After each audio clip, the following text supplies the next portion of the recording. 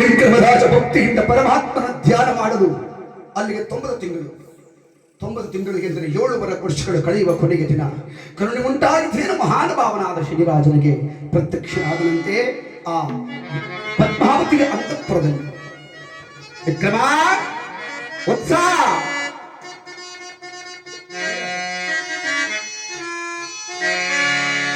ಮೆಚ್ಚಿದೆ ಜನರ ಭಕ್ತಿಗೆ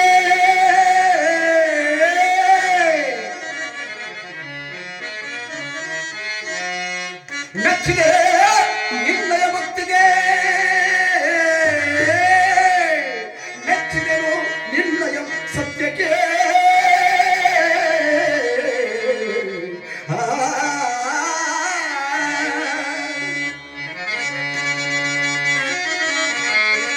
ಬೇಡು ವರಗಳಂ ಕೊಡುವೆ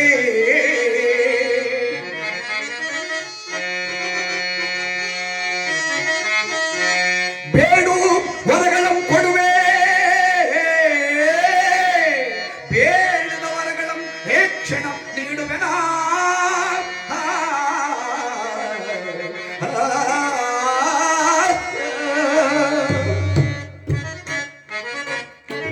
ವತ್ಸ ವಿಕ್ರಮ, ನನ್ನ ಮಹಿಮೆ, ನನ್ನ ಪ್ರಭಾವ, ನನ್ನ ಲೀಲೆಗೆ ನಿಮ್ಮದು ಅರ್ಥವಾಗಿದೆ. ನಿನ್ನಲ್ಲಿ ಇದ್ದ ನಾನು ಎಂಬ ಅಹಂಕಾರ ಅಳಿಯಿತೆ.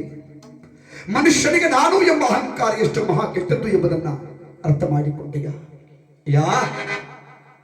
ನಾನು ಎಷ್ಟೇ ವಿಧವಾದ ಕಷ್ಟಗಳನ್ನು ಕೊಟ್ಟರೂ ಸತ್ಯ ಬಿಡದೆ, ಅಸತ್ಯ ನುಡಿಯದೆ, ಅಂಜದೆ, ಹಳುಕದೆ ಎಲ್ಲವನ್ನು ಕೂಡ ಎದುರಿಸಿ ಸಹಿಸಿಕೊಂಡೆ.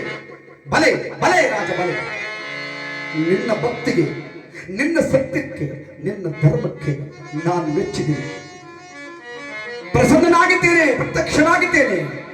ಬಿಡು ಕಣ್ಣನ್ನ, ನೋಡು ನನ್ನನ್ನ. ವಿಕ್ರಮ ರಾಜ ತನ್ನ ಕಣ್ಣುಗಳನ್ನು ಬಿಟ್ಟ.